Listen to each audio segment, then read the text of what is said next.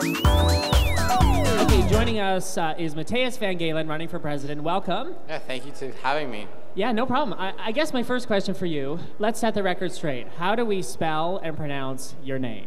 It's Matthijs. Officially, it's Matthijs VanGaalen, which actually is Dutch, but in English you say Matthijs VanGaalen.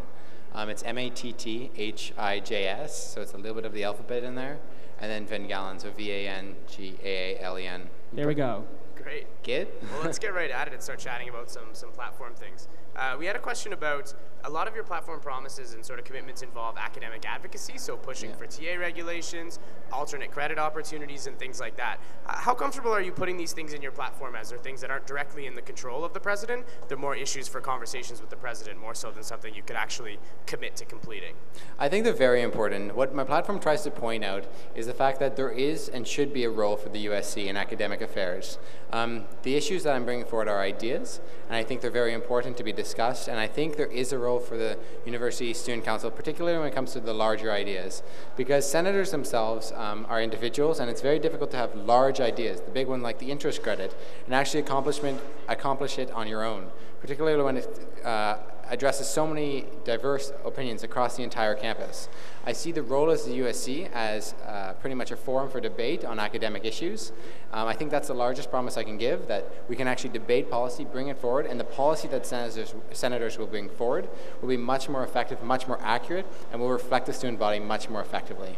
Okay, Matthijs, you've got some pretty big platform items as part of your platform, a couple that come to mind: TA, language requirements, scholarship databases, that sort of thing that are, I think, challenging, to say the least, to accomplish in a year that you'll have as president if you're elected. Who did you consult in positions of authority that are familiar with this kind of stuff? Tell us a bit about that.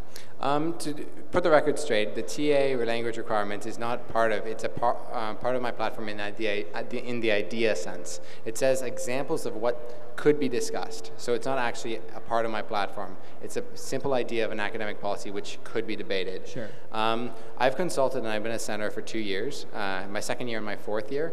In that time I've interacted with the Senate on not all the people, but Dr. Dorkson officially, and many of the members of the Career Center as well. That's upstairs. The alumni relations, Christina Fox. I've had 2 conversations with Leslie, who's in the Careers Office, who's director of the Career Center. And I've also met with many of the senators and come across many of the Senate positions, Senate opinions and policies over the 2 years I've spent there. Because, as you know, I brought forward the Remembrance Day issue, the divestment, which means no student money should be invested in genocide. And I've also brought forward the Career Center, and also the personalized scholarship database. In this time, I've directly corresponded with many people in the administration, and the personalized scholarship database was with the people in the registrar's office. So when I'm researching these policies, they're researched through the administration's eyes, but also the student eyes. And I think the student eyes is more important, because I've talked with over 175 students about policies and about the things they'd like the USC to see in the USC. And I think the role of the president is trying to change that into reality and make sure the platform is not only idealistic, but also very practical and can be actually implemented. So. You mentioned the idea of talking to a lot of students about your platform and sort of developing it and things like that. And there's been some commentary about how you were shopping around ideas to councils over the last couple months. So can you comment on that, sort of attending MIT Council as well as other council groups and talking about issues that did eventually surface in your platform and how that flirts with pre-campaigning? No, I don't think it's pre-campaigning. I'm a senator, and that's my job. And pretty much the idea of a senator is to do his job. And I've taken that to heart. When I go with MIT, I'd like to have their perspective. This is already on the Senate's portfolio. It's something I'd like to continue with as president. And I think if you want to have a president that's effective, I think one that actually is effective and passionate about what they do, there should be some correlation between what they've done already and what they're going to do.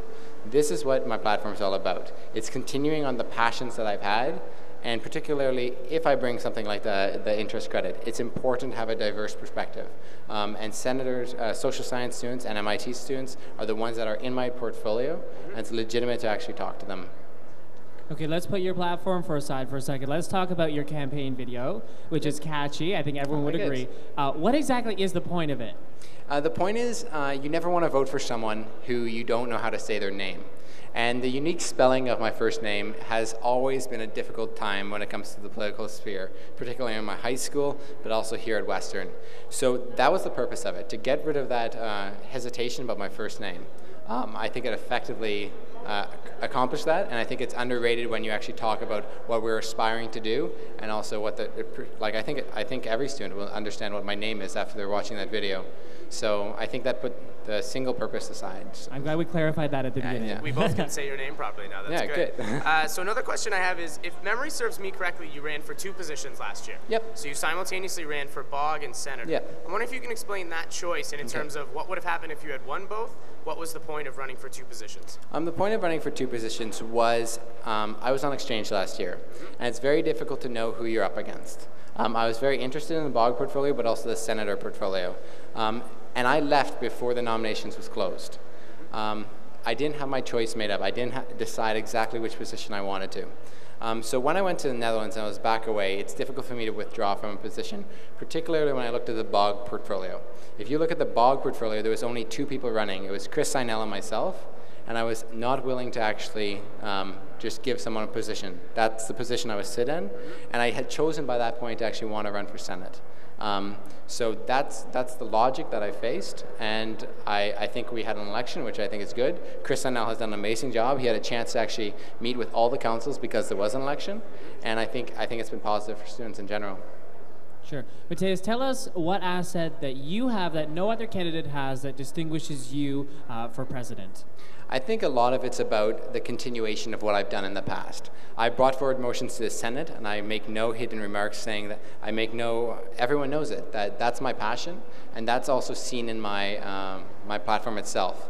So I think it's important to understand that I judge people based on what they've done with the positions they've held, and I feel like I've done a good job with the position I've held. I think that's something that distinguishes me from everyone else. We have 4 senators here running for president, and I've done the things that I've done, and they've done the things that I've done, and I challenge people to measure them up, because that's the standing I look at people, from what they've done, not the positions they've held. So. Great. I'd love to hear who, other than yourself, who do you think the most important person is to your campaign, and why? There's been many people. To say the least, Arjun has helped me a lot. It's pretty much been our brainchild. We've thought about it thoroughly. We've thought about it from the very beginning to the end. And we've thought about, we pretty much had goals and aspirations that we wanted to achieve. Some of them were large and overarching, and to say the least, it would have been quite difficult to achieve.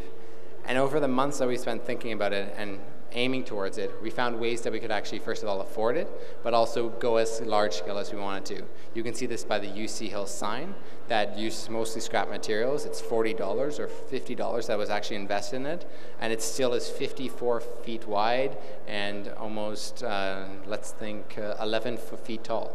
So that's something I'm proud of. Also, if you look at actually our posters, all of them encompass other students as well, and the materials we've possessed and brought forward. I think that those ideas, I think the ideas that we were able to accumulate together has been something that has defined this campaign, and I'm very proud of. When did you decide you wanted to run for president?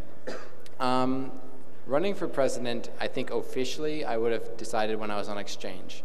But that's a very difficult decision to make when you're outside of the community so entirely. So I spoke with some people, about 20 of them in September, saying, what do you think of my ideas? Are these legit? Right? Would students buy into it? Would students like support this? And pretty much the students I spoke with said, yeah, that's amazing, that's a great idea. And from there I just kept on speaking with students, trying to accumulate more ideas, saying, am I actually a legit candidate to run? Do I have the ideas? Because I'm not going to run just for like myself. It's going to be ideas. That's the type of person I am. And I think when the ideas started cementing themselves, when I actually officially decided. But to say it truthfully, it's been in the back of my mind for probably close to 2 years. Sure. So. Okay, we have just a little bit of time left. Tell us, if you had to look at your platform and pick the most important initiative to achieve in 1 year, what would it be and why? I think it would be the academic side of things. I think it empowers students to take what they'd like to take.